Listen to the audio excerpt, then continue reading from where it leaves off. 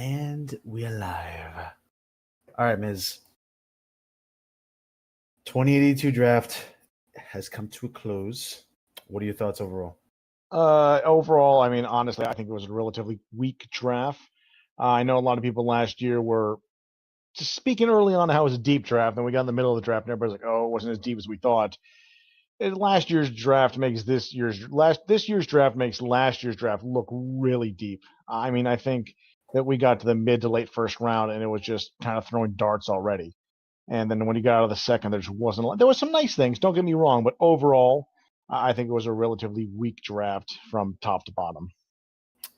There's been this trend of better drafters, better drafting. Players have been, GMs have been reaching more. Reaching as in like grabbing a 80 peak guy early second round who looks good. Yeah. And like it makes sense now. Whereas before, people probably play the peak game, the higher peak goes. Right. What? So, but regardless of that, I thought this was a good pitchers draft. I didn't really see the position players. First baseman. I mean, that was about First it. base, yeah, actually, yeah. First base was big. Top of my, I didn't really see many middle infielders.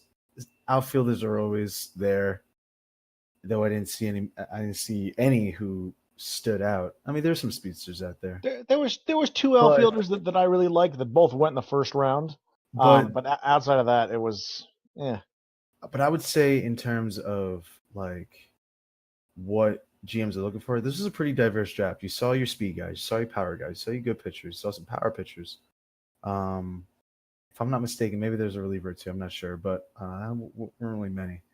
The only thing you're missing was stud catching and middle infielders.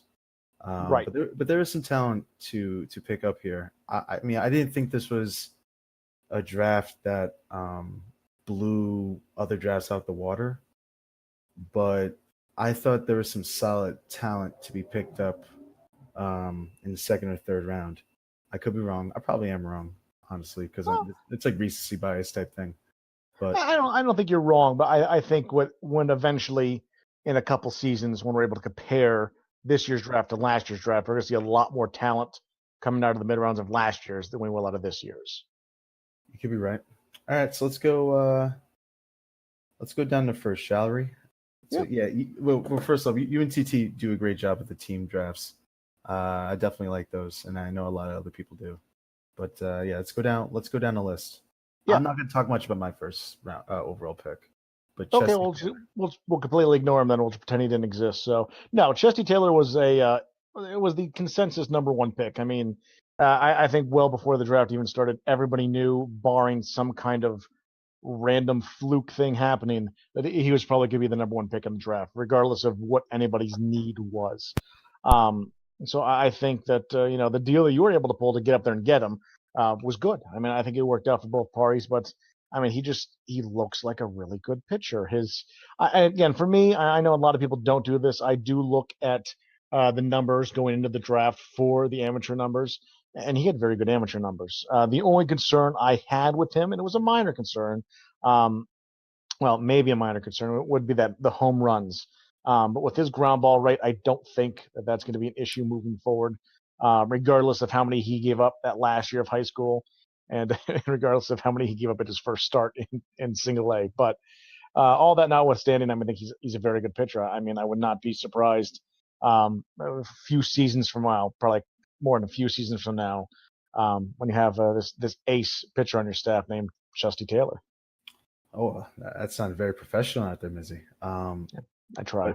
What I saw in Chester Taylor, and I'll be relatively brief.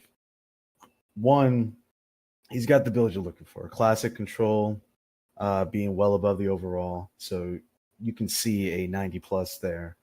The movement, if that's on par with the overall, that's fine because that's the first attribute that's going to skyrocket. So when I saw Chesty Taylor, I easily see a 90 plus controlled movement. I think he might sneak up in power a little bit. Not to say that he's going to be a strikeout pitcher, but he's got a top fastball. He's got a good curveball. one thing about him, and I don't think that this would bloat his peak up too much, but he has a high endurance. But he's not like one of those high endurance, high health cats. But with the high endurance, he's going to be a workhorse. This guy's going to pitch maybe 250 a year, given that he's healthy. The home runs, yeah, I see that being a thing, but 53 overall playing, you know, he held his own, great ERA. So yeah, I thought it was a no-brainer.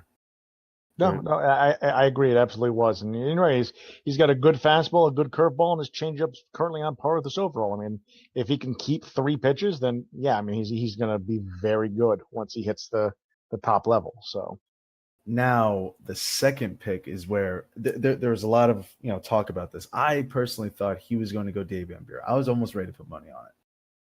But Toby Franklin goes to the Florida Marlins. Looks like a typical Hokie pitcher. Thoughts on Toby?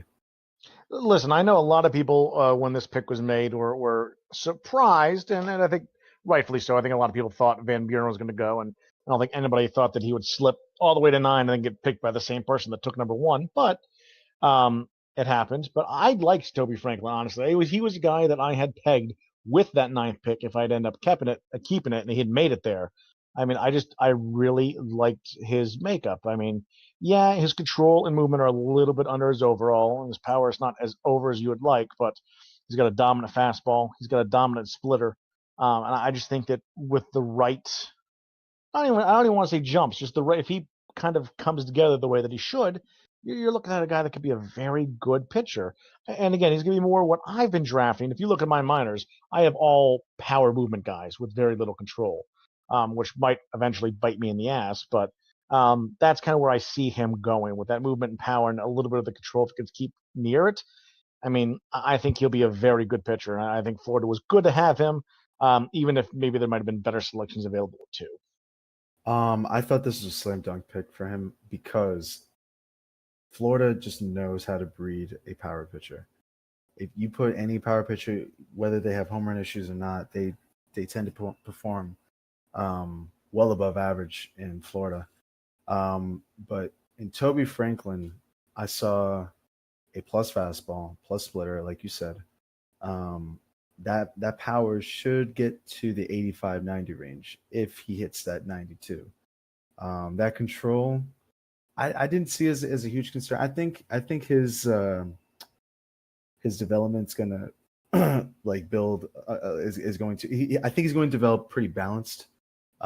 It's not going to be like crazy movement shooting up. I think his control is going to move with his movement, and his power gradually getting up to that 90. So I think he's going to be probably like 80 to 85 control, probably more towards the 80 side of control. Power being 90 plus, and movement somewhere ranging between 80 and 90. Um, and depending on where that ends up is in my opinion the movement is going to depend is going to determine whether this guy's going to be an ace or that 3 to 5 starter.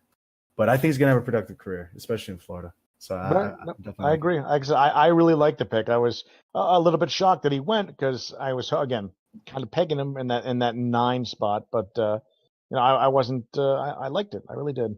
So now this next pick I'm about to start hating on. I do not like Nick Smith going to Oakland. Um, uh, Go ahead. listen, Floor is yours. Oakland. Doug has been drafting really well, like annoyingly well at times, because he'll take guys either a couple picks before I want them, or surprising me like a round before I want them, and I'm just like, how does he keep doing this every damn time? But so when he drafts somebody, and I'm just like, oh, that looks like a terrible pick. No, I wait a second and kind of look into it a little bit more because honestly, I've been digging the way that he's been drafting, but I just don't get it. I mean, I see the range, and that he screams he's got a stick in center field. But like his bat, I just don't. I don't see it. Like he's got big power, but his eyes a little bit. I don't know. I don't like him overall. I mean, if he develops into a big power, big eye guy with a low contact, but that's the thing. The contact, if it doesn't pick up, if it lags too far behind, I just don't know how good he will be. Well, the number one thing is the contact. If he gets to 70, okay. But you're gonna have to sweat to get there. Now you might have to rely on his peak. You know, if he gets to 95, 90, 93, 95, he's probably going to get to that 70 plus contact, but he cannot fall anything beneath that mark. He reminds me of the guy you drafted, Alan Whitson, I think his name was. I hated him too, so at least I'm Which one? the center fielder that you From a gave couple yourself, seasons ago? yeah, you gave yourself like an A plus plus on. Zamudia. Zamudia, yes, him. Also Whitsid, who's currently on Minnesota. They have like the same build. Um, low contact, very, very high power. Yeah, Zamudia, no. Yeah, no, Zamudia was one of those guys that he reminded me of a guy that I had previously, actually, a guy that Andy had traded me for Tony Willand, and who actually played very well because he was a Gold Glove center fielder, had like a 95 power, and had like a 71, 72 contact, and like yeah, he only hit about 220, but he hit a just 40 homer, like he was just smashing the ball. So I was kind of hoping the same thing out of him. Of course, you go over to Philadelphia and look at him now, and he just did not get anywhere close to that. So in retrospect, it was not a good pick for me. But you're right. I think that this guy has could have a similar path. And if that's the case, then Oakland might be kicking themselves in a couple of years when they get a guy that's just not what they had hoped. I mean, he could end up being a great player. But the risk to take at third overall, he has a very high bust factor. He could be as good as Jake. The best of his build type would be Jacob Beisel, Right. who hit 500 on the dot home runs. But I won't. I'm not going to be that guy to pick a Jacob Beisel. I'm not going to be that guy to pick a Smith, whatever his name is. Nick Smith, I think his name is. Yeah, Nick Smith. Yeah, Nick Smith. Yeah, again, not third overall. Mid teens, sure. If the pick came at a tremendous value, we're talking like late first, early second, and Nick Smith would not have lasted that long, but I wouldn't be selecting him until I see like that value. Right. To get him at a crazy high value. But Nick Smith, I'm down on. But I could easily be wrong, and this guy could be a stud. But that contact, you're going to be sweating over that contact for about 5-6 years. Yeah, I mean it's boom or bust. We'll see what happens. Like if with his birthday coming up at the end of the season and when the off season technically, it'll be interesting to see what happens to his kind of overall / peak, and kind of how much of a drop, if any, he takes. I think that's also going to be a determining factor. He has a small drop, you're not sweating it as much. But he gets one of those big off season drops, then you start to worry a little bit. Yeah, that's a good point. If I saw his drop beforehand, if the drop occurred before the draft started, that would be a huge indicator of how I like him or not. But yeah, I mean that's an unknown, huge unknown. Yep. All right, so 4 roll, and this is a guy where I want to like him a lot, but I'm not sure. Paul Adams to Chicago. The first Paul Adams, the pitcher. The first Paul Adams, the pitcher, and it's funny because they're both like 90 plus over peak, but Paul Adams. Yep. What are your thoughts on him? 17 years old. 17. Listen, this is another one of those pitchers that I was kind of thinking might slip to not the one I wanted, but one of the ones that might slip to that 9 range. And he was a guy that I had on my board, a guy that I liked. It's reminds me a little bit of the guy that we already talked about that Hokie took, Toby Franklin. A little bit, not a lot. Actually, let me pull them both up just to make sure that I'm not completely crazy. I mean, they're similar pitchers. I mean, their power is Paul Adams has a little less power, a little less movement, and their control is roughly the same. But they have a similar build. They're fastball, curveball for Adams. So, and his ground ball rate, they're the same. So they're similar pitchers. And I do like Paul Adams. I think that, just like Toby Franklin, given the right jumps and kind of the right development, he should be a pretty good pitcher. Maybe not an ace, but probably a strong 2-3. Man, I think the only reason why I like him is because he's 17. And the thought of, so I'm comparing him to Franklin. That's the obvious comparison. Toby Franklin's 20 years old. When Paul Adams is 20 years old, what is he going to look like? It's probably going to be more developed, but I wonder if he's going to be better than Toby Franklin at 20. I think I would there's hope so. I would hope so too, but I think this is a very good shot of that happening. Yeah, Paul Adams was on my list too, but he was like the backup of the backup plan. My original pick was 7 overall, and Right. I probably had him as number 7. Like all the other guys had to be drafted, and then it was Paul Adams. Right. Well, that's kind of where I was at. Well, listen, Toby Franklin and Paul Adams are two guys that I was hoping would make it to 9, but didn't think they would.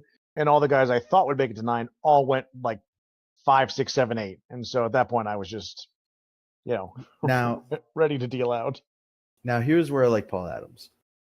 He's got a high fastball, high velocity. I don't really look at velocity, but the fastball rating is very high. He has got great numbers for his high school numbers, and that's not the the end all be all, whatever. But that's very nice to see. He's had pretty consistent numbers for the 4 high school numbers. I also like the fact that he's a 40% ground ball average. He's average there, and Yep. to me, that represents that he's going to keep climbing in a balanced rate. So if this guy jumps to maybe 92, 93, 95, this guy could be well-rounded when he's ready to go to majors, like 80s, maybe in 90 power, probably a little bit less. But I could easily see this guy sliding as a good 3 or 4. Only because like if he had like a 20 to 25% ground ball rate, I would X him out immediately. But because I see that average ground ball rate, he's going to be a balanced starter. And that's why I like Paul Adams. Combining that with the age, this could be a really slam dunk pick that a lot of people overlooked. But there's still a lot of question marks. He's not Toby Franklin. He doesn't. No. He's I thought Toby Franklin has just like a step above, and it's like a noticeable step above.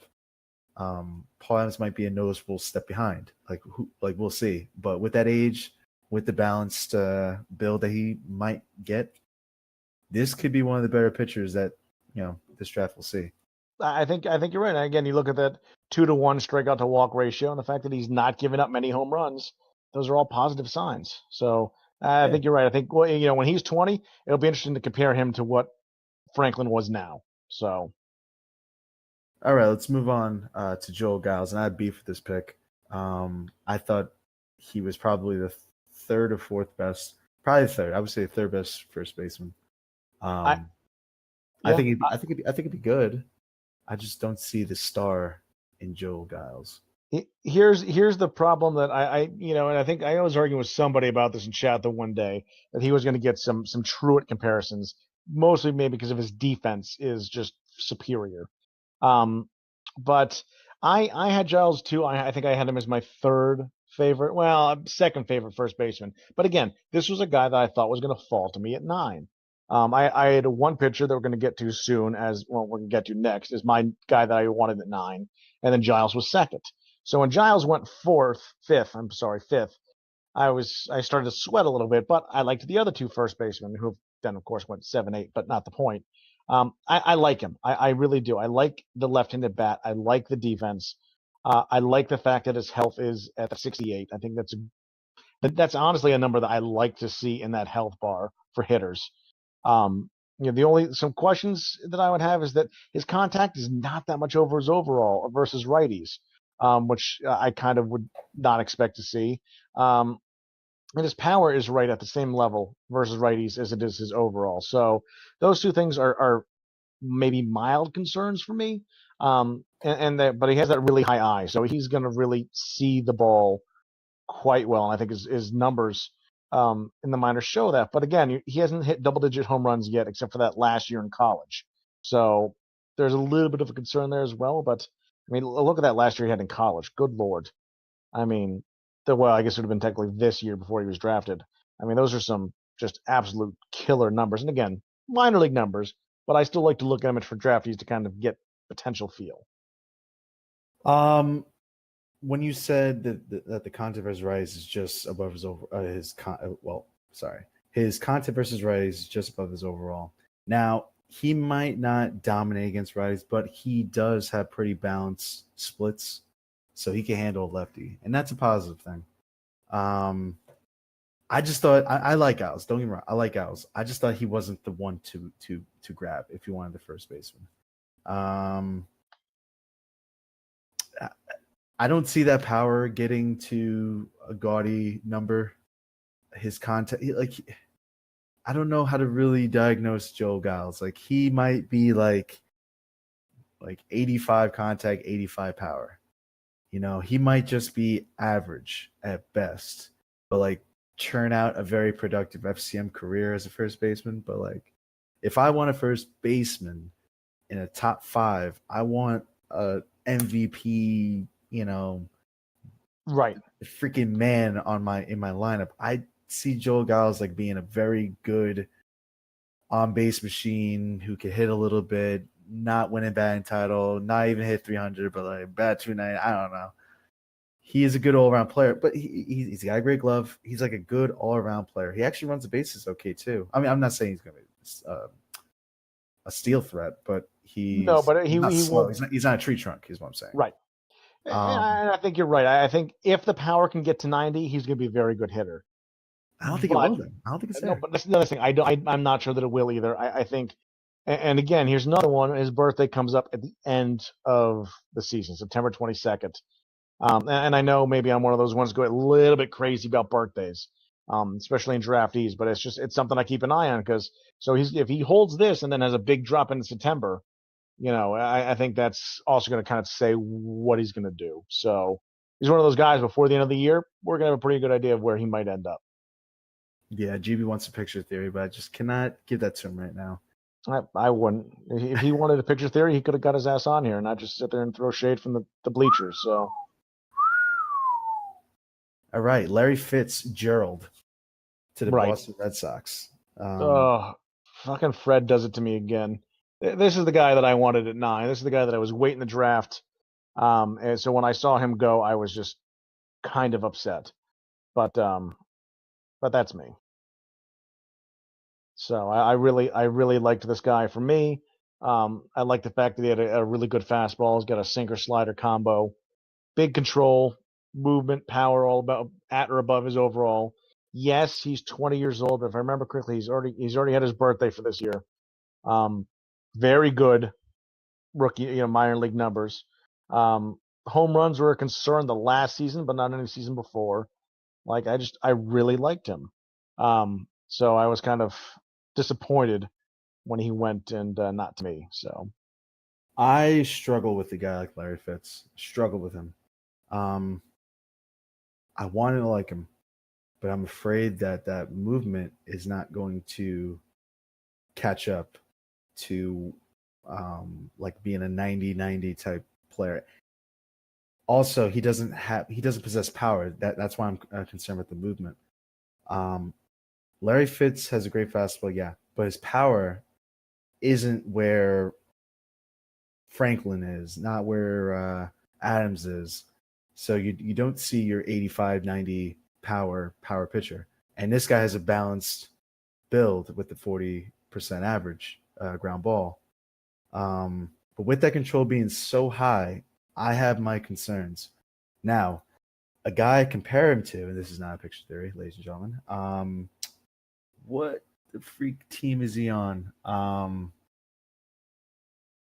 forgot his name. He was drafted by Colorado. If I could find him. Stand by here. Stand by. Stay with me here. Well, there's TT throwing out numbers on Fitz. What is he saying on Fitz? 90, 80, was it 85, 90, 93, 85? Fitz will be a 90, 80, 90 with 3 pitches, 85 plus. Bank on it. Well, if he is, then I'll be even more mad that I didn't draft him. But I do. I think he's going to be a very good pitcher. Oh man, I'm looking for this guy. I really liked everything I saw in him. And again, yeah, his power is not necessarily where you might want to see it a little bit higher.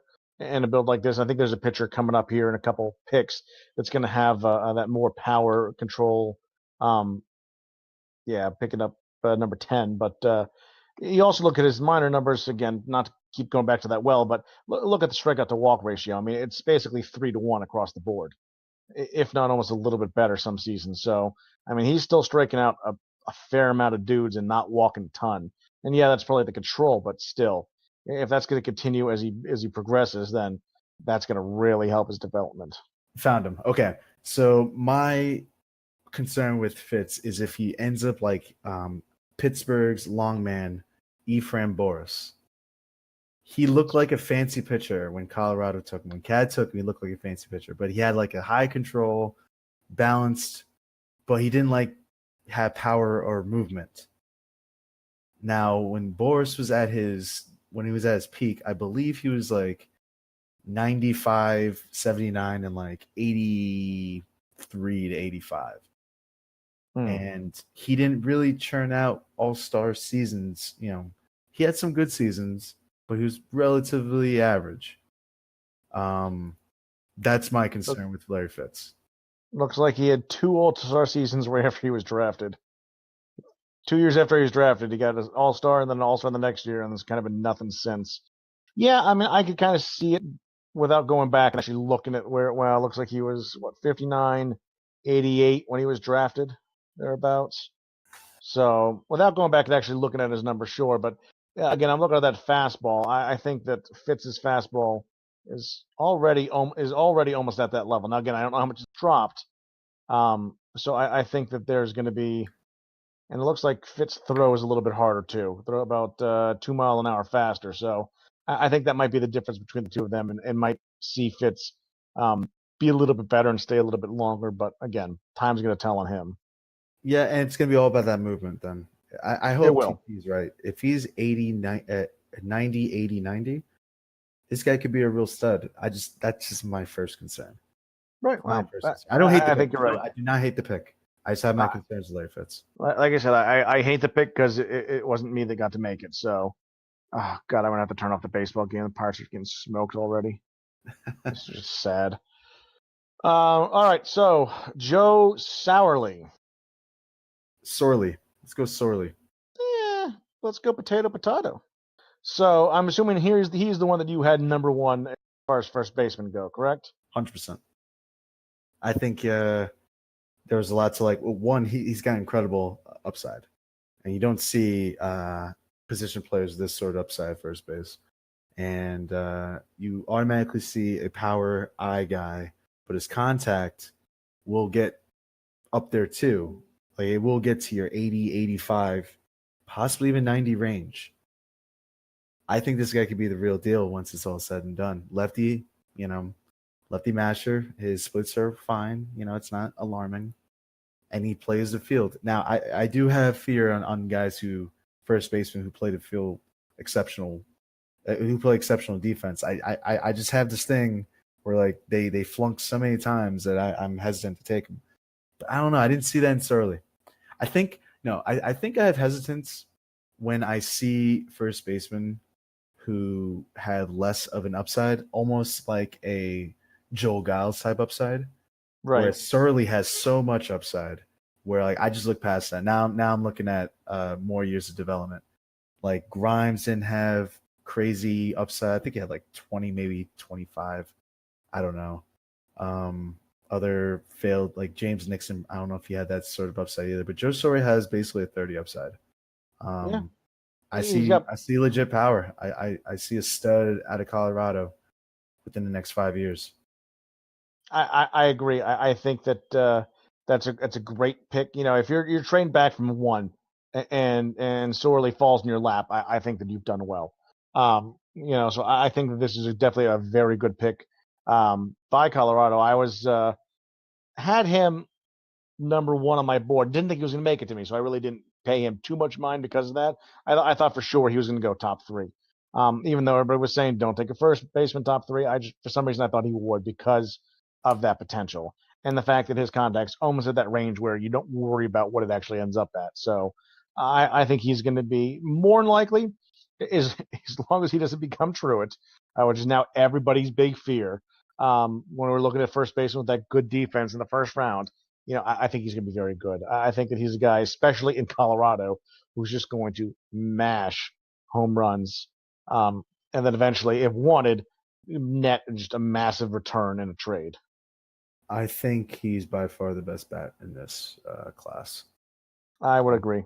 By far. And I would say one concern: his low Ks is a concern. Like, um, is that telling you anything?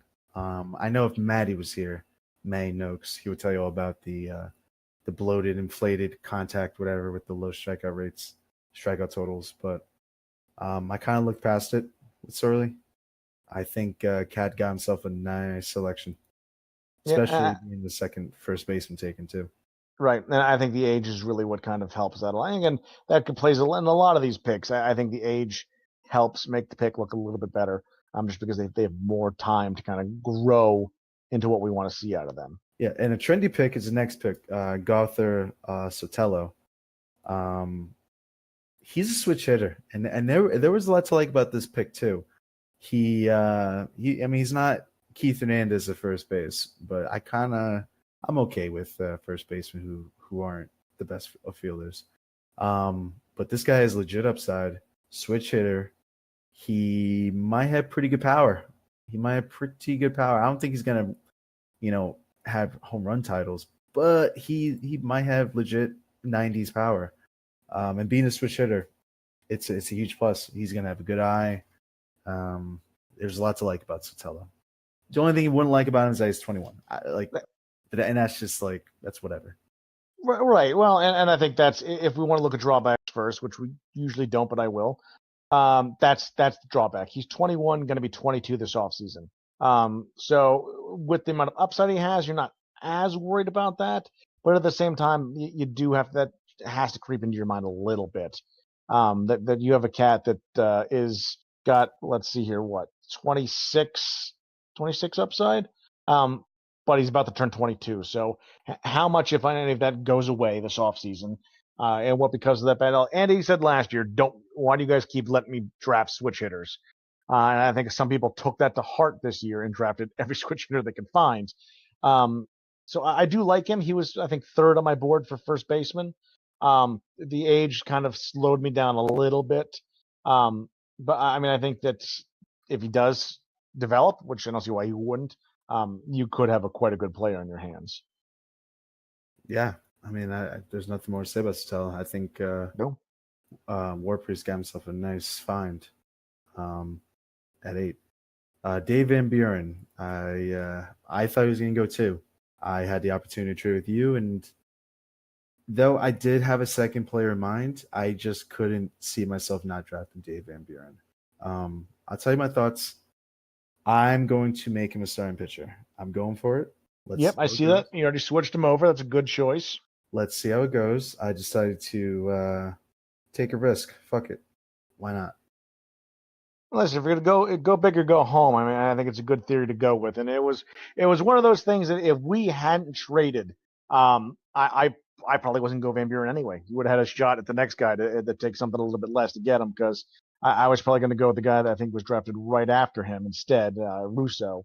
I don't get me wrong, Van Buren's 16. When you have a 16-year-old who could potentially be turned into a starter, it's kind of hard to say no to. I mean, he's one of those guys that you look at his numbers and you're just like, oh, those numbers are good. Then you look at his vitals, you're like, oh, the vitals are good too. And you're like, is he going to be able to turn into a starter? We'll see. I mean, we'll see. If he does, then you probably have a very, very good starter on your hands. And if he fails to, you hope you realize it early enough that you can just let him still be a closer and kind of do his thing. But I mean, I really do like him. I was surprised as well when Hockey took his guy second. I'm like, all right, well, Van Buren's probably going to go on the next couple picks, and they kept not going. I was a little bit surprised, but you know, and when you were trying to trade up, and I was thinking, I'm like, I think I know who he's trying to get. So, and that I wasn't surprised when he took him. So I think he's a good pick. I think if he does stretch out, then maybe a great pick.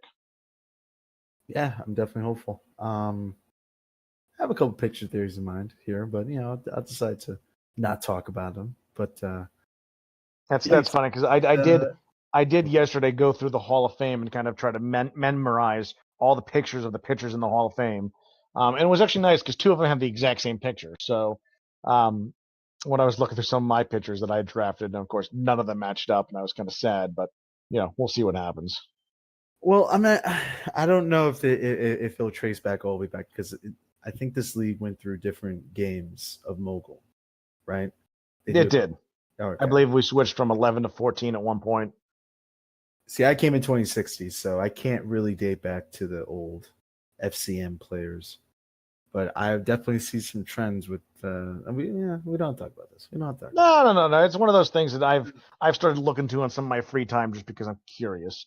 But I haven't really trended too much stuff yet. But again, I haven't put as much time into it as I need to. But we'll move on. I'm just telling you the theory's real. That's all. The theory's real. Anyway, Ben Russo, I hate this guy. I like this guy. I hate this guy. I know a lot of people are going to hate this guy, and I it's the hate this guy. movement. The This movement guy. is No, low, and people are going to go, oh God, that's never going to catch up. He's going to be terrible. But there was something about him that I liked. And again, most people hate left-handed pitchers. Hate left-handed pitchers. I'm one of the few GMs that will actively go and get left-handed pitchers because for some reason they pitch well in Seattle, and I don't know if it's just the ballpark that I built there or what. But they like Seattle. And I like this guy. I like the high control. I like the high power. The movement was concerning. I rather would have seen it 60 or 62 would have been fantastic. But I think that this guy has a chance to be something fun. Maybe not. Maybe he completely bows out, and I'm really glad that I made the trade. But I think there's something with him there at 19 that will be fun. But I think we'll also, again, there's another guy that we're going to see really soon in about 2 Sims what he looks like because his birthday is July 5th. So I think we'll have a lot more to go on at that point. But I dig him. I do. I think this guy's going to flame out really fast. His movement is not there. He's a left-hander, and you get docked a couple points there. Nothing's really jumping out at me. He has a 35% ground ball rate, which means he's a power pitcher, and he doesn't have the best power. He has average power. This guy's gonna have max maybe 80 to 85 power. His control will get there, sure, but he might be a bad practice pitcher, man. He might. Oh, he absolutely might. But I think that if he progresses the way that I think he could, he's going to surprise some people. But you're right. There's a lot of ifs in his build, and if too many of them don't get there, then yeah, it's going to be ugly. So I think there's a lot of negatives against this guy than I'm seeing. I don't really see many positives. If he was younger, I don't know. Like I don't know if I would have taken him anyway, but But most people wouldn't just because he's a lefty, and that's fine. I will continue to draft lefties and develop them and see what happens. I'll also I continue to hope he trade for becomes a them when good people player. don't want them. I hope he becomes a good player. I'm just not really banking on it. Well, we'll see. Maybe he'll be one of those top tens that don't quite work out. Who knows? All right, so let's Zach, move on. yeah, Zach Turner at 11. Yeah, Here's that first speedster off the board you were talking about. yeah, this is a classic player that in previous drafts he's taken like top 5. And I'm actually slightly shocked that he went down to it because I thought he was gonna be picked up early. I like this guy. I don't think he has any. He'd probably go top 5 if he was lefty. If he was lefty, because he would just be a hit machine. Yes, But I think he's going to be a good player. Obviously he looks like a great defender. He's got the speed. His contact will get to 90 plus. He won't have power, but that's fine. What more can you say? He's a leadoff hitter who can run and he has a healthy on base percentage. yeah, I like him. I like him quite a bit. He was actually there was a couple other trade partners that I talked to 9 about, and one of them was going to be me sliding down a little bit in the first round, not too far, but a little bit in the first round. And I was thinking that depending on who's there, this might be a guy that I grab because just I think he could have a Gold Glove type of defense out there in center field, and he looks like a nice contact hitter. Now the eye, I would rather see it a little bit closer to the contact, but I don't think that's too much of an issue. I think he's going to be good contact, good eye, and he's got great speed. He gets on base. He's going to really help some teams at the top of the lineup, and that awesome defense really helps. Yeah, but you're right. If he'd been a lefty, 2-3 overall. Yeah. Maybe more than likely, but as a righty, you get a little bit concerned. about that, but I don't think as many GMs are as worried about that as like myself, for example. I really do want the lefty bat if I can have it. But I think that's a great pick by Baltimore. I think he's going to be very happy with that. Yeah, I don't see like a power player like a Vizcaya. Vizcaya was like a very good power hitter as Right. well as being a runner. But this guy's gonna be a great piece to the lineup and great piece to the roster. I compare him to Frank Shields in Kansas City. He's like a speedster who is not elite in terms of the other base stealers, and I don't see a Hall of Fame resume. Like we'll see when it's all said and done. But he hits 300. He has a 730 OPS. He runs the bases. He doesn't win the stolen base title, and he plays great defense. Yeah. That's I what mean, Turner's going to be. That's what Turner's going to be, and that's going to be a great piece they just plug in for next 10, 12 years, and be very effective because you've seen it happen a ton. right. Yeah. So You almost can't go wrong with a pick like that almost anywhere in the first. right, safe. Um, I think you meant Edgar Allen, JB, Edgar Allen, but nice try. All right, the next one, the pick that I probably hated the most in the first round, and I know Dave gave me the awe face about it after I posted my my review, but to be fair, TT agreed with me. I don't get it. I just do not get um, Joshua Capitanio. I don't get it. I just don't. Not a single thing on his build says draft me, other than he's a left-handed hitter. His health is way too high. His defense might play left field if he's lucky, and the rest of them is just average. I mean, just average across the board. Like his contact looks like it'll be okay. His power might be okay, but even at 18 and not turning 19 till over the offseason, I don't know.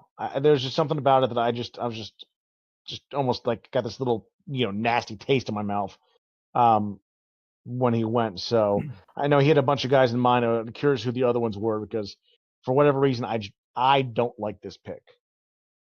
On top of that, I don't like the pick either. There's nothing that jumped out at me. Um, yeah, he's got good upside. He does not play defense at all. He's a tree trunk.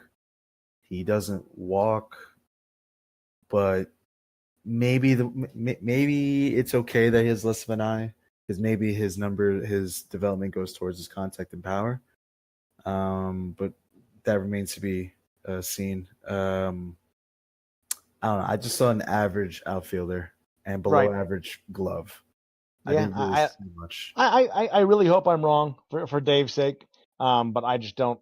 I mean, he reminds me of a guy, honestly, that I have on my team that I got last year from Colorado, and Ian McBride, who was actually drafted last year.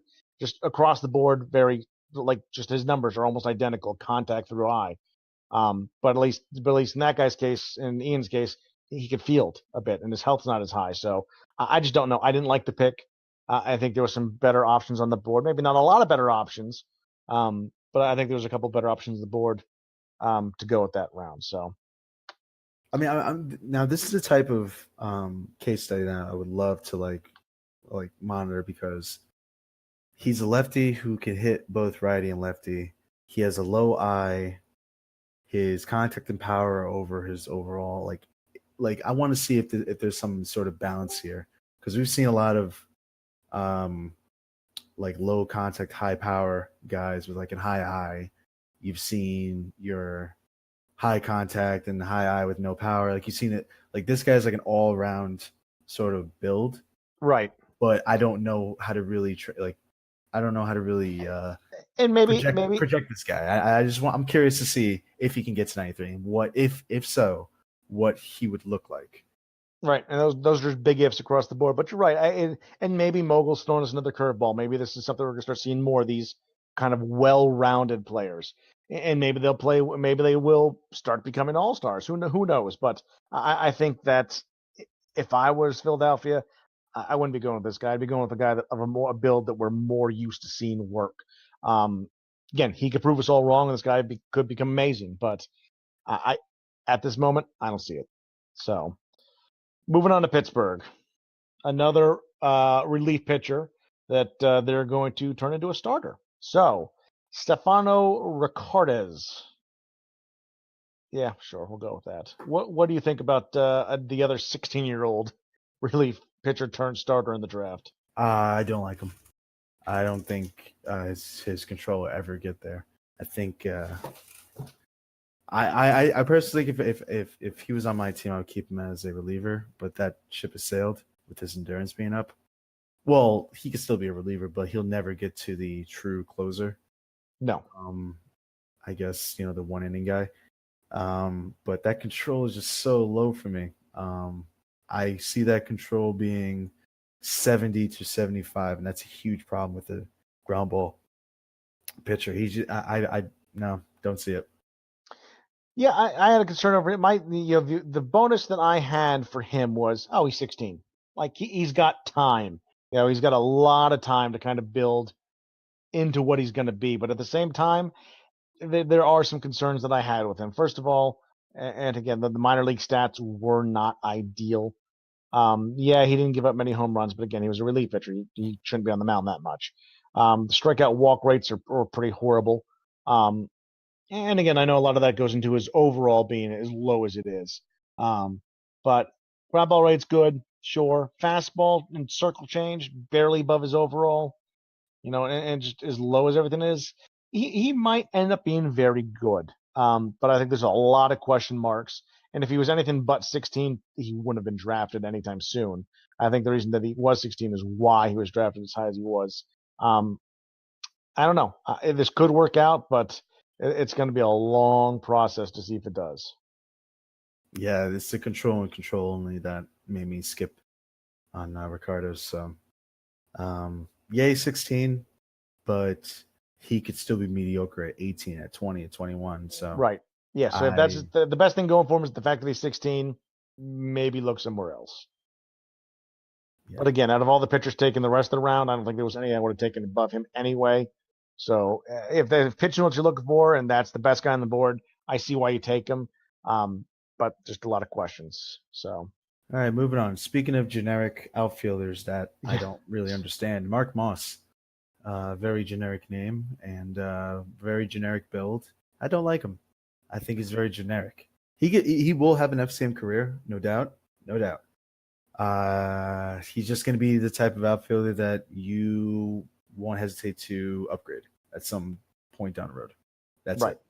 That's Listen, I liked him better than the guy Philly took, but not by much. And the reason why I like him better is he looks like he can field. I mean, he looks like he could stick in center and be a solid center fielder. Not a great center fielder, and again, maybe better in left field, but still a solid outfielder in general. His numbers, again, aren't ideal, but a little bit younger, 17.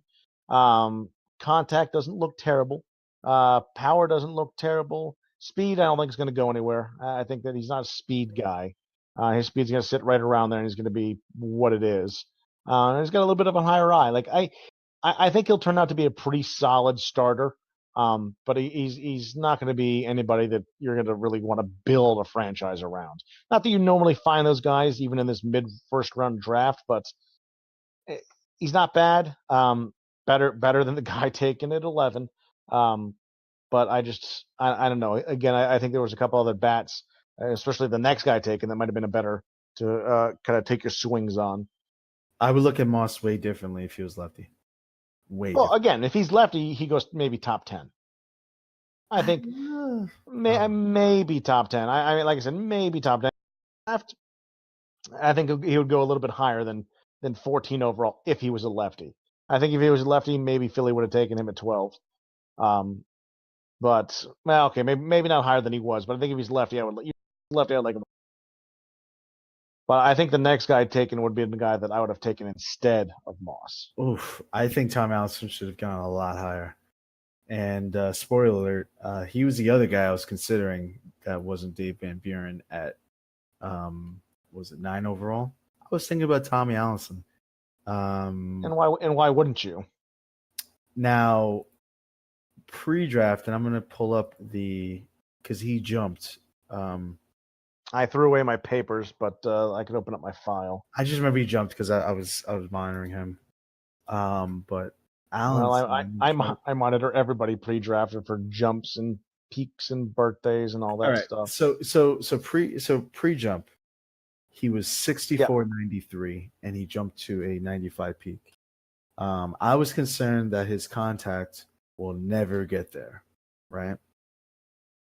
Right. So I'm thinking like, oh, I'm gonna sweat to get to the 70 mark. All right, so he was 61 contact before that jump, 76 power. He jumps, and it was a very healthy jump, and that's why I really like Allison. Really like Allison. I was actually telling Matty Noakes that he actually reminds me of Biggle, first baseman he had, who had a decent career. He wasn't all world, but he had some pretty big. He might have won MVP too. But yeah, Allison, he jumps and he goes +3 in contact, +4 in power, and +4 in eye. Like I'm seeing some projection here. Like I'm seeing maybe he gets to that 80 contact, crazy power, crazy eye type cat. Right. You know, this is the one thing. If I have a question mark on someone and the person jumps, that could wash away some of your question mark because then you now you see that jump. Now you get some intel. You know, you get to see like what this guy could be like. Whereas if he didn't jump, you know, that question mark would have got me to avoid a guy like Tommy Allison. But since I got the intel of that jump and I was able to see, boom, +3 contact, +4 power, plus whatever eye, and that's the only three things I'm looking at because he's the first baseman. Speed doesn't matter. No. Defense, I'm kind of putting it's in the back burner type thing for me. But He's good. He's good enough. It looks lately he's on the field that he'll be fine, and his health's not too high that's going to also kind of inflate that peak. Listen, this is a guy that I didn't want in the top 10, but gladly would have taken in the next 6 to 8 picks. And honestly, after I had traded out of the first round, I was working the trade back in when he was still there. He was still there. I was working the trade back in to get him.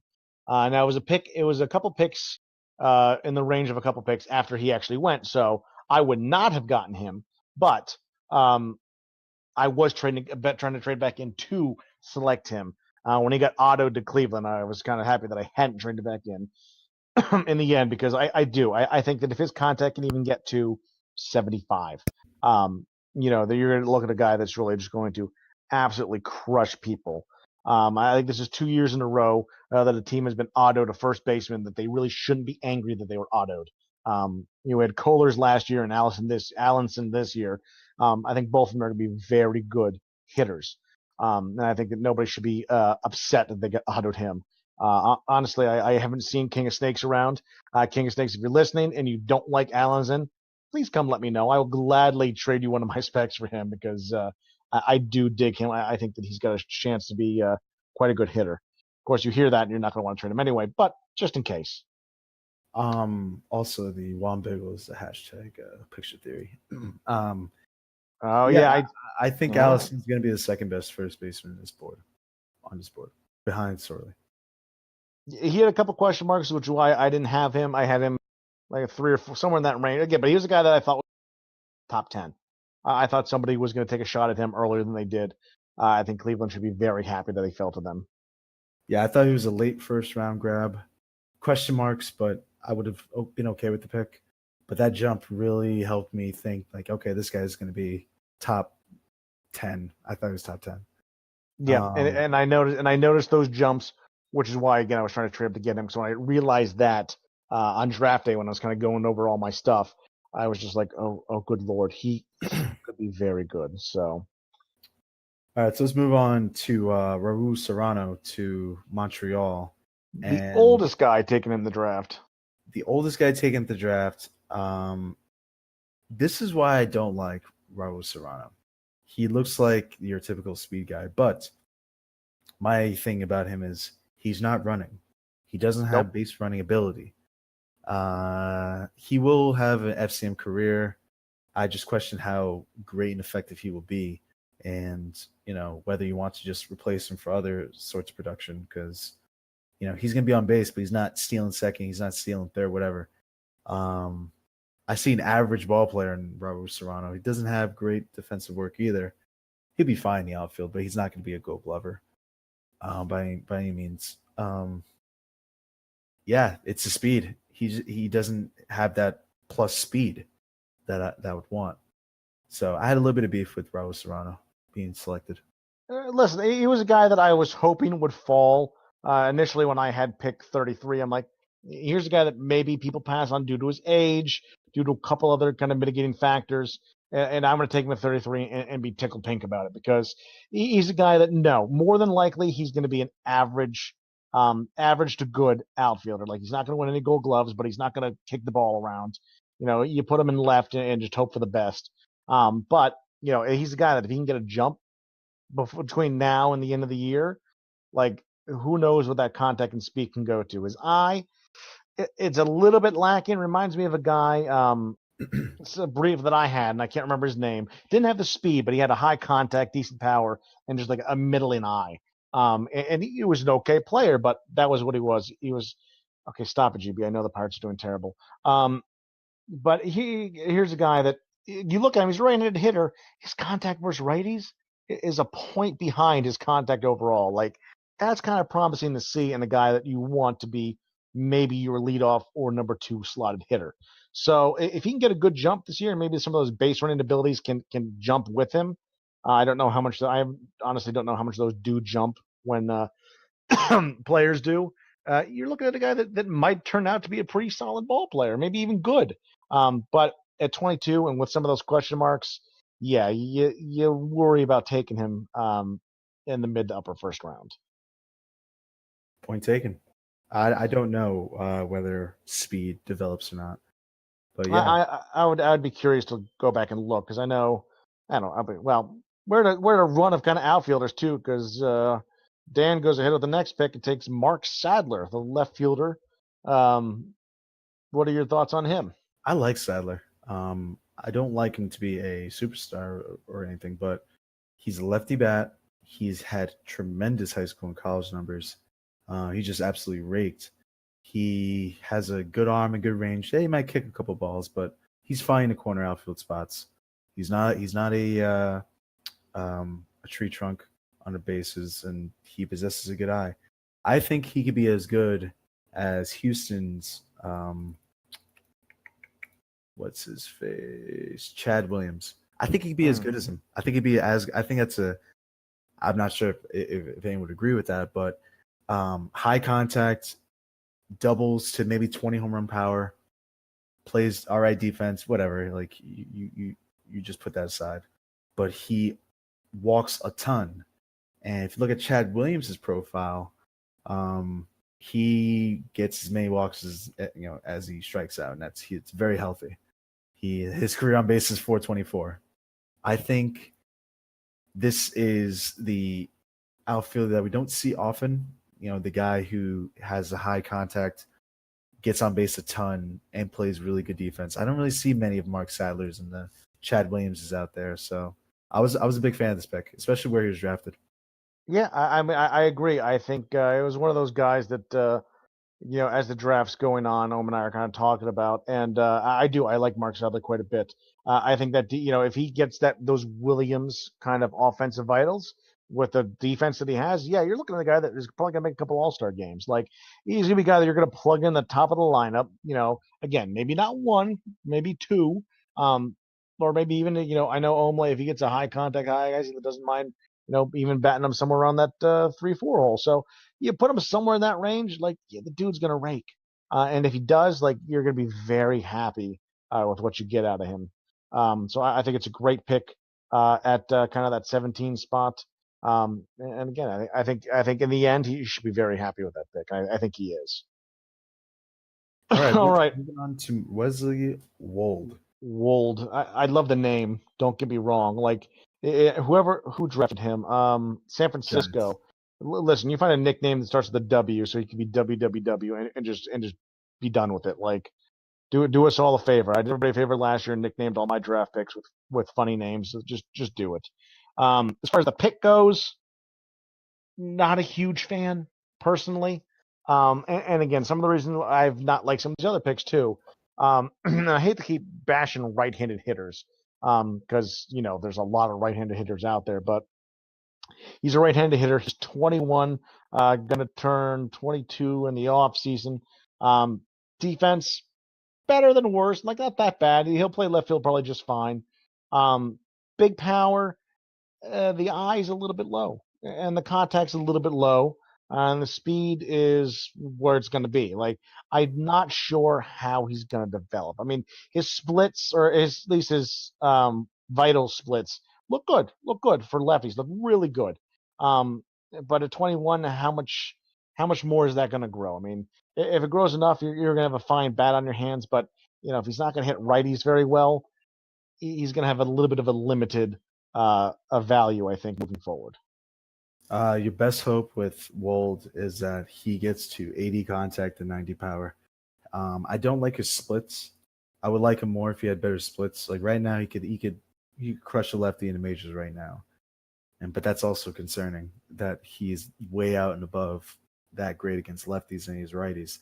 So I think he's got a long way to go to be startable against righties. He has to hit his jumps, and that's it. Like we'll just see where it goes. But that contact has to get over the 70 mark, especially if it's righties, and the power is going to be there. But I'm just like you said, I'm just curious as to how this player develops down the road. Right. It's going to be very interesting. And for those who like the stair climb, you look at his career scouting so far, and you're starting to see that inverse stair climb that everybody does not want to see if you follow that kind of thing. And you're looking at 2 years up top, 2 years just a step below. If that continues to happen and he's stair climbing down every 2 years, then you really start to get concerned. Fair point. All right, Nick Sargent, first rounder, LA. Thoughts? I like Sargent. He was on my pitcher. Again, I wish I kept my sheets. He was on my pitcher's board. I did like him. Not in the first. I honestly thought he was going to slip maybe into the early second. But I liked him. I mean, he's a guy that has that very low ground ball, which I know most people don't like, but he's a righty. He's got a really good fastball, but no other pitches, which was a concern for me, which is why, again, I didn't think he was necessarily going to make it go in the first round. Power's there, control's there, movement's a little behind, so it'll be interesting to see how that develops. And as far as his kind of amateur numbers, they're pretty good. I mean, they were quite good up until that last year where he kind of ballooned a little bit. But honestly, if you look at other things across the board, like something was going on a little bit funky there. God damn it, GB! I swear to God, I'm going to mute you. So the home runs look like they've gotten better as he progressed, so that's probably good. But I question how good this guy is going to be, kind of in the long run. I didn't like this player. I initially put him on my draft board, and then I saw his B-Day drop on March 25th, and then he jumped. So he's cooked for the year. And with that sort of intel, he jumped below where his other spot, his previous years were. Yeah, And by about 1 or 2 points, looks like. Yeah, I took that as a red flag. So he's got good vitals, but he's got a very low ground ball rate. So if he doesn't get to the high movement and high control, high power, whatever, if he doesn't become Randy Johnson out there, Right. he's gonna get punished. He's gonna get murdered, and that's where I think Nick Sargent is unfortunately destined to go, because that jump really solidified it for me. Unless he jumped skyrocketed up to like the 90 plus peak, he's gonna be nothing more than average, and because he's not a ground ball guy, he's gonna be cooked. Yeah, I think that might end up being his issue. Again, that's why I was looking at him in that second round area. So I was a bit surprised when he went that early. It'll be interesting to see. I'm not. I think there was a couple pitchers taken after him that I like a little bit more. But honestly, when you get into this range with pitchers in this draft, I felt like it started to fall off a little bit. So, but that's fine because the next pick was a center fielder. So Yeah. the second Paul Adams in the draft, which I enjoyed thoroughly, having two guys named Paul Adams. I almost wish that both of them had been the same position, just to further confuse people. But you can't always get what you want. So, all right, what are your thoughts on the center fielder, Paul Adams? He's not a center fielder. He's a corner outfielder. For Stars. Well, okay, I just go by based on what's Yeah. sitting here, but you're right. If you look at him, no, I mean, another left fielder by the looks of it. I love Paul Adams. I think he's a great player. Hot take: this guy's going to be a top 5 player in this draft. But when it's all said and done, he's going to be legit home run power, legit base runner. He's going to have okay contact. He's going to be fine. He's going to be just fine. I think the Giants got himself a stud late first round. He's not the build that corner outfield 82 speed with some power build that won't run. His base running indicates that he might steal 20 to 25, maybe punching 30. I'm not sure. I'd see 20. And then I see that 20 home run power. Right. I see a very productive career ahead for Paul Adams. He also jumped, and I thought it was a healthy one. I know he's going to drop soon, but he took a healthy jump. It was a pretty good jump. He did. He took a pretty good jump. Again, my slight concern with him was that he took that healthy jump and then has his birthday drop. Will he jump again? Doubtful, but you never know. Like, he could be one of those guys that jumps between now and the end of the season after his birthday drop. I don't think it'll happen. That's never happened. Well, it's never exactly. So that's why I'm saying I don't think it'll happen. But if it did, then you're like, oh shit, like what just happened?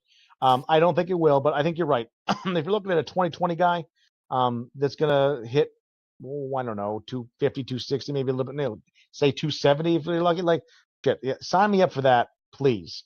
I think that you're right. I think he could be depending. Again, now this is dependent on his drop, because with big jumps can come big drops. So if he has a big drop there in the middle of July, then you're maybe a little bit concerned, but he's got a few years left, so you're not overly worried. The thing that also turned me off a little bit was the high health. When I see a health at 89, 90 range, I for whatever reason, no matter what kind of position it is, I get a little concerned. So I don't know if that'll play at all. Maybe it won't. But for some reason, that always worries me a slight bit. And I don't really see that red flag of the health, but good point about the B-Day. That's going to be a huge indicator to see like if he's legit or not. If he has a 6-point drop, then I think it's still be okay, but that'll be a pretty huge blow. But yeah, we'll see in the next couple sims. But it was a very healthy drop, healthy jump. Sorry, and if he drops 3 points, which is pretty much standard, 3 to 4 points, I think he'll be just fine. I agree, but I worry about the big drop after the big jump, so we'll see. I think I just think he got himself a nice, productive down the line player that I would think is relatively safe as a more likely 5-tool player. I mean, not the best defender, but whatever. All right, Jeff, Tooch. Well, Tooch. I like Tooch. Now, when we're talking about reaches, here's a guy that I thought first reach of the draft in my mind, and again, I might be wrong. In my mind, this was another guy that I was looking at in the mid to late second. So when I saw him go this high, I was initially a bit surprised. But when you kind of look at why he was taken high, it kind of makes sense. I mean, here's a guy that has a high ground ball.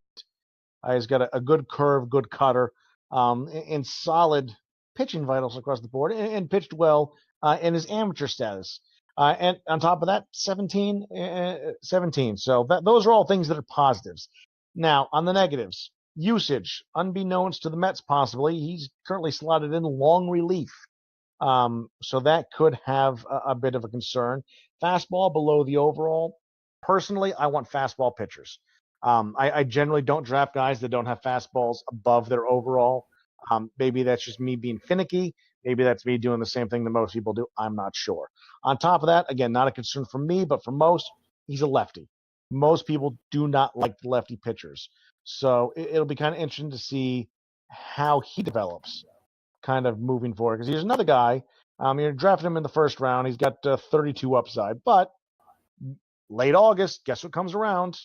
Happy birthday him. He turns 18. So this is a guy that if he sees, again, more than that 3-point drop in late August, you're starting to get a little bit concerned that you overstepped. Yeah, when I saw Jeff Tooch, I saw an average lefty pitcher. Nothing jumped out. He's got a good cutter, but not a great cutter. He doesn't have the fastball. He's a lefty. That's already docking points. Yeah, he's got a good build, but he doesn't have like a super high control. Like, there was a lot of negatives when I saw Jeff Tooch, and when I looked at his amateur numbers, his strikeout to walk wasn't that good at all. So he might have some control issues.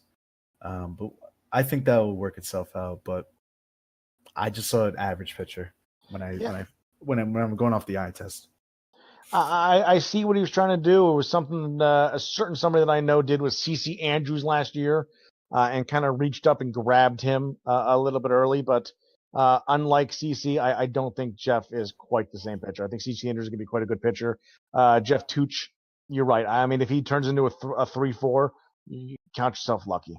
Yeah, but this guy, CC Andrews is more of a developed player. He was 21. He had college years, and Tooch is 17, and he's very raw. But from his raw numbers, you still didn't see like a healthy numbers. Even though that's not the end of the world if you don't have the numbers. There was nothing that jumped out. Nothing. No, not so much. Detroit. Yep, Nat Thomas. Detroit with a nice little steal in the 22nd pick of the first round. Nat Thomas was the guy that I had on my list, but again, due to, and this sounds terrible, due to him batting righty, I did not have him too high on my list. But I think Detroit got a good pick here. I really do. I think it's 16 with that upside, righty, lefty, switch hitter or not. I think this is a guy that could turn out to be a very productive bat in the major leagues. He's got the power. He's got a good eye.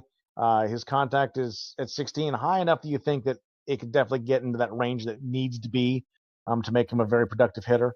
I like it. I think it's a great pick, a very, very good pick at this end of this draft especially. I thought it was solid. I think it was a good grab at this point of the draft with the crazy upside that this guy has, 16. So you never know. I just think that he's just an above average first baseman when it's all said and done. But at this rate, I think, the way I looked at Nat Thomas is like, oh, he's a Peter player, high upside, going to get traded for a lot more. Right. And that's what Nat Thomas might be. So he might be incredible trade bait down the road. But the player himself, whatever. I think Nat Thomas is just above the average first baseman level. He's a righty. He has some pop. Doesn't really play much defense. Has decent eye. His contact might get to 75. Okay. But it's going to be really dependent on how high that power will go if you knock it out of the ballpark. Right. But there's a lot to like about Nat Thomas. So I don't hate on the pick. I don't necessarily love the player. That's all. No, I'm not saying I love the pick, especially for the round that it's in. I think it's good stuff. So, all right, Houston, Christian Helguero. How the hell was this guy not drafted earlier? I thought that this guy was going to be picked up as a sort of a reach pick. Now, well, here's the first thing I'm going to tell you. Yes, he's lefty. Yes, he's lefty. Yes, he's lefty. Y'all hate lefties, probably for good reason. I think he's a safer lefty than most, though. I tend to agree. I mean, you got to get a lefty with 55 ground ball rate. That could 19 could go up from there. Good fastball. Again, his fastball is really his only pitch. He's got a curve in the two-seamer that are a little bit under his overall, and that's a concern as well. It's going to depend on that movement. It's going to depend on what happens with that movement moving forward. And I know we've been seeing that on a lot of pitchers, but his control and power right on line, it's the movement. If the movement starts jumping well, then yeah, you've got a guy that, if everything turns out and he can get that, above 80s control movement, maybe even higher, then yeah, you're looking at a dude that's probably going to pitch quite well. Not going to be an ace, but, slot him into the 3-hole and just enjoy the ride. Yeah, and that's where I really liked him. I think he was like the perfect 3 to 4 starter down the road, and I think he's very projectable with some power as well, and that's also like a bonus of why I like Helguero. Um, also, well, his birthday is coming up, but he did jump, so He did. All jumps are okay. Well, yeah, and we're gonna a lot of the pitchers already hit their jump and have early birthdays, so it's really and that was something in this draft that you haven't really seen in some of the other drafts, or at least I haven't seen. And maybe I wasn't looking right, but a lot of these pitchers in this like 87 to like 83 peak range already jumped and have their birthdays coming up in the next month or so. So it's and that's I think part of the reason why I was a little bit down on the draft, just because if that all happens, then you're looking at a bunch of guys that might flame out, and it's going to just look like a terrible, terrible draft overall. But Yeah. it's one of those things that we're going to really have to wait and see. But yeah, I saw Helgro as a polished young pitcher who will factor in some rotations. A comparison I had to him, and this is a little bit of picture theory, yeah. Armando Vernal, pretty good career. If Yep. you remember him from LA. The only doc I have on Helgro is he's lefty, but I think there was a lot to like. He's like a balanced pitcher who has that build, has the ground balls, has a good fastball, not a great fastball. But because he's lefty, he might just have a 4 ERA as his career. But Right. I don't know. Well, There's we'll a see. lot remains to see. But I do see a nice, good, long career for Helguero as like a 3 or 4 starter. Yeah, and if you get that out of him, you're happy with it. So You didn't hit a home run, but you're fine with Helguero. So I like that exactly. pick from TT. Yep. All right, next pick, Ezra Roma from He to went to Baltimore. Baltimore. Yes, here's another guy that I see why somebody's going to like him. He's got 3 pitches all above his overall. He's got a good fastball, a solid two-seamer, okay changeup, decent control, decent movement, good power. Um, I just don't know. Yeah, I think again, one of the problems I have with him, and again, I don't know how much this counts into effect, but his amateur stats were not good. They just weren't good. He didn't give up a ton of home runs, but his walk to strikeout rate wasn't great. And I'm just seeing the guy that, like, yeah, he's 17, about to turn 18 here next sim. I'm sorry, no, end of July. Um, I just didn't. I was not a huge fan. Like, I wanted to like him, and when I started looking at him more, I'm like, I probably should like him.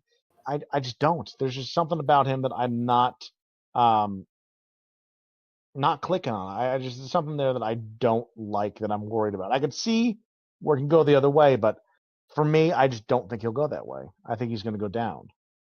My thoughts on him, he could be okay. He could be okay. He's 17. This is like the one guy, and his birthday's coming up in July, so one month. Yeah, He's the type of guy I want to see jump right now. I don't want to see like the B-Day drop. I want to see how high his initial peak will be because he's 17 years old, right? right. He's not like some 20-year-old where you can look back and see where he's at as a 19-year-old, as an 18-year-old, whatever. This guy's 17, so he's like starting his foundation, so to speak. If he jumps with the next couple sims, we might be looking at a good player here. Yeah, But you're right. that's a huge ask though. Yeah, you got Um, 2.5 sims for that to happen, yeah, or yeah, two sims for that to happen. it's a huge ask. But Oh, I would love to see that jump before that birthday. But he's a power pitcher. Um, Depending on where if he jumps, if that control keeps climbing up to be respectable, because he might right. top out at 80. His power needs a little bit of help too. So I don't think he has anything that's plus. He's got a good fastball, but his power rating is not really there either. So No, he might top out 80 to 85 power, but I want to see that jump. Like that jump will give you a lot of intel on how this guy will be. right. But overall, though, I think he could have done better here.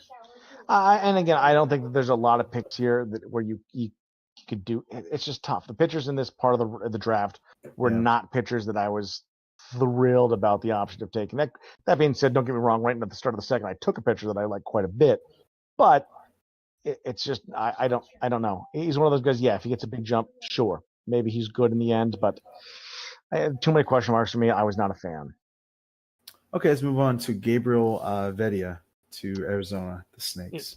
Here's another guy that I just don't know what to think about him. He's 22 already, which is it is what it is. I don't think age is much as a factor sometimes. So he's already 22. He's got okay contact, but a solid eye. Power might be solid. No speed, like no defense. Like I don't know where he fits in. He's got 22 points of upside at 22, but he just looks like he took a well. So he just had his birthday. So he just had his birthday. So what did he fall from? Pretty healthy. Yep, he had a 4-point drop or a 3-point drop, like a 3-point drop on his birthday. So that's good. That's good. So he just turned 22. So I guess he was 21 at the time of the draft. So yeah, he's looking better maybe than I thought he was at the draft. Solid DP. He might be a solid DH. I mean, I don't think you want to play him in the field, but he might be a solid DH for them.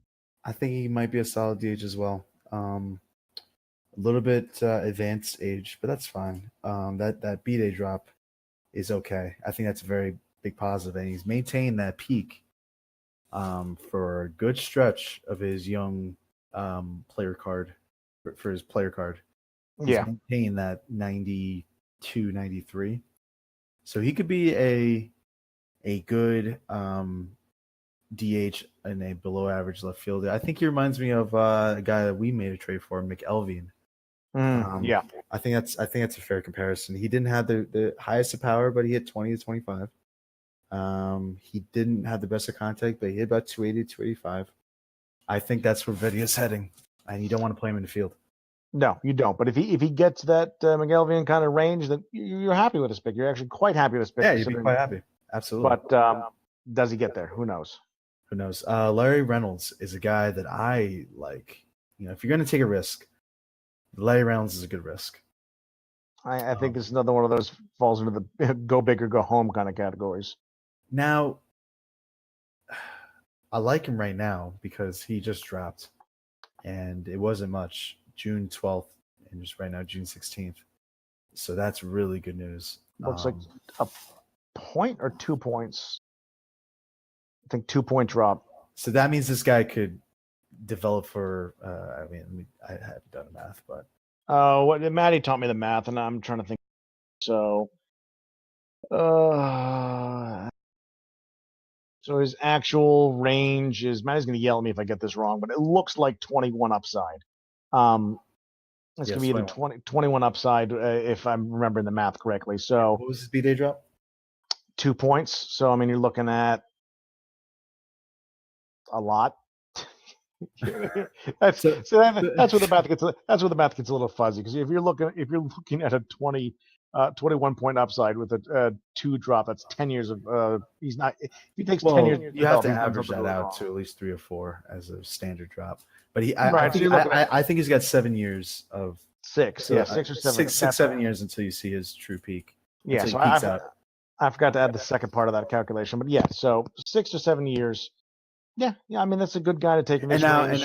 And now that's me saying this after we see his birthday drop. But that was a question mark going into the draft. Like his birthday was like that next sim. Right. So, but I still guy last year with Jerome Feuerstein, who had a birthday the day after the draft, and he dropped 2 points, and I was thrilled by it. Well, yeah, I mean, it's always a risk when you look at that. But Larry Reynolds, I'll tell you the pluses. He's a righty. He's got high upside. His 2 main pitches are above his overall, which aren't it's not going to be all world, but whatever. He's got a balanced build, so he might have just sneaky power. He's not going to have much, but he could be a 90, 80, 90 guy. The guy that Fitz was slotted to be. Yes. That's where I see him, Reynolds. Yeah, and if he gets there, great. I think after seeing that drop, you're a lot higher on him than you would be beforehand. I do think that I like the pitches.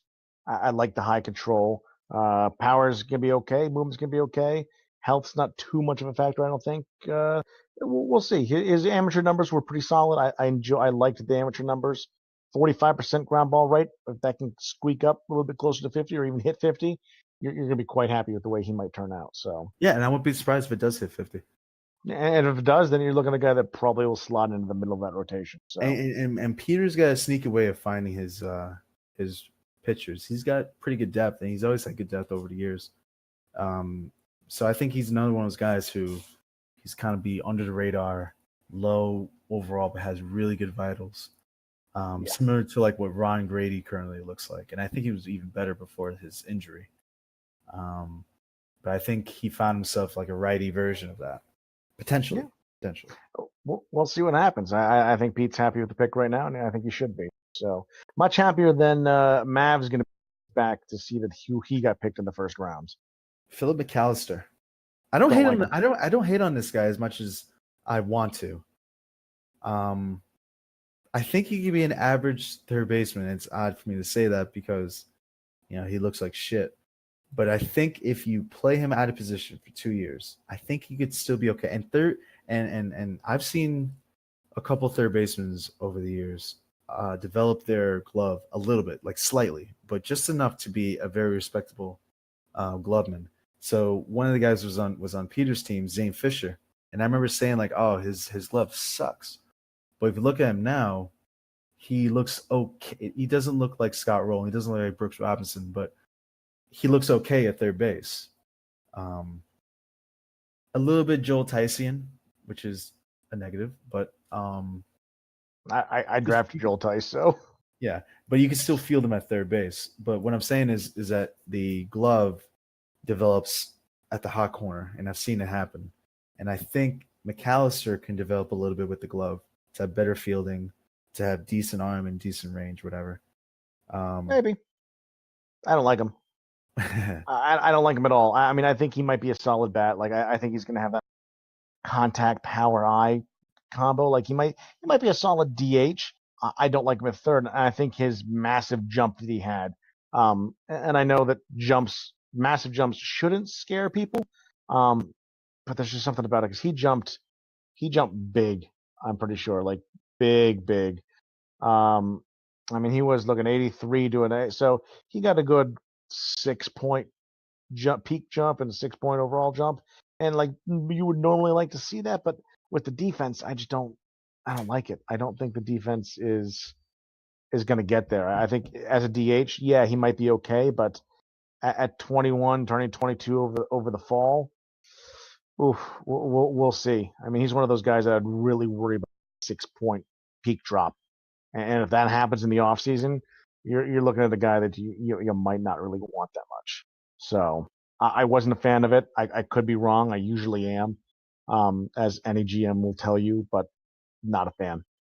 Just not a fan. I know you're a fan of the next pick, and I'll let you pronounce his name. You kidding me? I couldn't pronounce his name the whole time. I kept writing sheets. Shizmu. Yeah, Shimizu. Yeah, whatever. So here's the problem. He's 18, which is good. His defense looks amazing. His health looks low. All things I really like. He's Japanese, which is something that's usually a negative. So we'll put that in there right now. Again, he's a guy that I was afraid. He's a guy that I wanted at 33 when I got pick 33.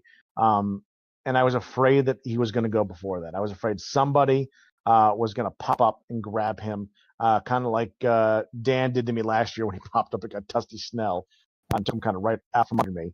I was worried somebody was going to take him because he was I thought the best third baseman on the board. So I traded up to grab him, and I'm kind of glad that I did. Now, will he turn out to be a good fielder? I don't know. He's going to be a good fielder. The bat, yeah, he's a righty. I have some concerns. But I am glad I have him kind of under my wing for development. I think that you got yourself a nice average third baseman. Could be above average. I want to see where that contact winds up. Nothing really jumps at you. He could slide in second base too, and that's a plus. So he's got some versatility there. I just want to see where that contact and power goes before I, announce him as a really good player. But he will be a good roster piece, Right. regardless. But I just don't like. He's not a home run pick. No. But he's a solid player. He plays defense. No, he was a reach pick. He might have sneaky power too. He might have sneaky power. He was a reach pick, and I'm perfectly okay with that. Like I got him for the defense and hope that his bat comes along enough to make him play better than I had hoped. But you look at some of the things like he's got really good decision making, good aggressiveness, and good first to third for base running. That's he's got a little bit of a sneaky speed too. 7-8's not bad for somebody in that range. So he's not going to steal bases. He's not going to be that guy. But if his contact and eye develop and he gets a little bit of power, I'll take him any day of the week. And I'll be happy to play him at third. All right. So Larry Miles to Eric. Yes, Larry Miles. Now here's another guy. Bats lefty, left fielder, probably will stay in left. I think he's the first baseman. He might be. He might be. He might end up going to first base. The only issue there is, will the power be enough that you really want to play him there? Or do you prefer to kind of have like the Jim Wagner in the left field? I think the contact's pretty good. I think the power's pretty good. I think the eye is good. And I think if all three of those things develop the way that it could, and maybe the weather should, you're going to have a guy that you're really happy you got in this round. I think he's a better outfielder than some of the guys that went, say, 12th overall. So we'll see. I do like him. He was on my sheet, but not a guy that I was really looking forward to drafting because I didn't think he was going to be there anywhere around where I was picking. But I like him. I think that Eric's going to be happy with a guy like him kind of on his team moving forward. Yeah, I think he'd be a average, maybe above average bat. He's going to be like one of those righties only type players, maybe. And that's the problem if that's the case. But I still think that he's better than some of the other outfielders that were drafted before, probably a bunch after. I think it's a good pick this late in the round. He's a bat with some upside, right? But I'm just curious, how far it'll go. Right. Juwanza Johnson to Stang, the defending champs. Still one of my favorite names in this draft. Juwanza, absolutely loved it. Here's a guy that, again, you look at him and you want to love him right off the bat. You like the upside at 18. You like the fact that he's got a 65% ground ball rate. Like you salivate at the mouth thinking about that. And then the whole picture comes into picture. None of his pitches are above his overall. His fastball is woefully low. His slider and curve are the closest to it, and they're still 4 points under. His sinker's even farther under than his fastball. It is almost 20 points under his overall. And none of his vitals are over or at his overall. Movement's close, and control's not too far off. The power is just not there. So he's a guy that I wanted to like, and I was thinking about drafting, but the more that I looked at him, the more just a few too many concerns came into it. And I think his movement will be fine. I think his control will be fine as well, just due to his age. But they're just a little bit too low and a little bit concerning for me to want to draft him. Now, at 30, why not? Take a shot. There's not a lot of other guys in the draft at this point that you're like, you know what? I'm going to take a shot on him outside of a first baseman that went 7 picks later that I was a really big fan of. I think it's a solid pick. The 30th pick in a round that I didn't think was that deep, especially with pitchers.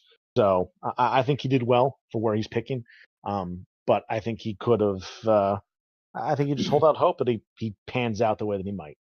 I think there are better home run picks if you're going to go with the pitcher. Personally, I think Danny Bullock was one of those home run pitchers. I think Jeff Hess was one of those home run pitchers that you could have taken if you want to go for the home run. Juwanza Johnson, to me, is a guy who will be average, slightly above average. I will give him a plus with his endurance because he could probably convert to being a good relief pitcher, not in terms of his endurance, but just being effective at the pen down the road. I think he'd be pretty good in the pen. I think he slates as a pen guy if he was on my team.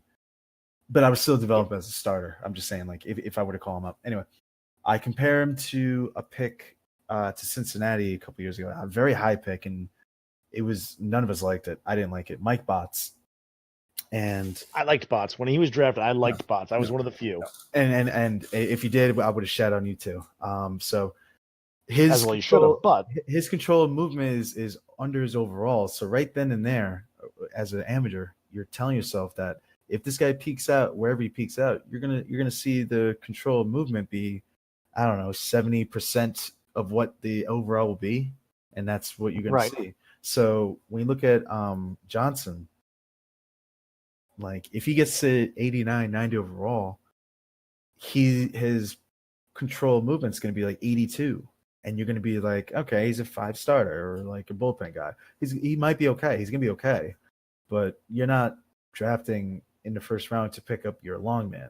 You know, you're looking to get your ace. You're looking to get someone who you want to build around, and Johnson's going to be a complimentary player out of the pen. And Mike Botts is the first thing I thought. Yeah, and listen, you look at Bonds, though, he's having a hell of a career, but that could just be because Cincinnati. But I mean, yeah, if you're going to go for a guy at this point, honestly, I take Eric Smith, over Johnson at this point. Eric Smith taken by Hokie 4 picks later. I take him over this guy because his vitals and stuff just stack up better in my mind. I think you've been a better pick. The difference there is that ground ball rate's about half of what Johnson's is, and if that's what kind of Stang was looking at, then that's what he got. But I think Eric Smith would have been a better pick. Not to prolong this any longer, but Bullock, I was very. His amateur stats were so bad. He's a glitch player. He's glitched. And that very well could be the case, but you don't look at his numbers when you see a guy like Bullock. There's been many cases in this. Yeah. Oh no, I agree. There's got to be something wrong. Javi Valdez is one of those guys. Just says that. And again, maybe it's just one of those things that I haven't come across too much. When I saw him, I just went, oh God, no. And of course, he's had 3 starts now in single A. His ERA is still at a 9. So he's just not. I don't know. He's one of the. Who knows? That's a guy I had on my list, but took off kind of when I looked at him a little bit further. But who knows? When I don't want to get into the second round too much. But I think that Johnson, okay pick. I think there was a couple pitchers afterwards that might have been better overall. I think he'd be okay, but you're leaving a lot on the board here. You're leaving a lot on the table. Yeah. Again, Deshaun Smith, I think would have been a better pick. I think that guy's going to be a monster. I was actually trying to trade back up again. Well, no, I traded up twice and just missed out on him. But he was a guy that I really like. I think he's going to be very good. But we'll see. I think this was an interesting draft. I think we're going to see a lot more in the next month or two with a lot of these birthday drops from the first rounders to really see how it actually fleshes out. So you might see 5 or 6 really good guys and nothing after that. You might see more than we think. It'll be interesting. It'll be interesting to look back at this draft and 5, 7, 10 years and see what we actually got out of it. Yeah, and see the guys who we passed up on and say, oh, this guy became something, and we didn't see him. He got drafted in the 4th round or something like that. Yeah, all the time. This was fun. A little bit impromptu, but that's how it happens. But this was fun, and I'm glad you and TT continue to do those written reviews. So. Listen, it's something fun that I do that the wife gets to look at me like, are you really doing that again? She's like, maybe, but it's fun. It's good to kind of look through the draft. Honestly, it's good to look through all the drafts too, just because it helps when you look on a trade later on down the line. You remember some of these names. You remember kind of how they came in, what they look like, and just kind of helps in that realm as well. Yeah. So. It keeps the league fresh too. All right. Well. All right. Thanks for who listening. I will post this on YouTube very shortly. So until then, peace. All right, sign off.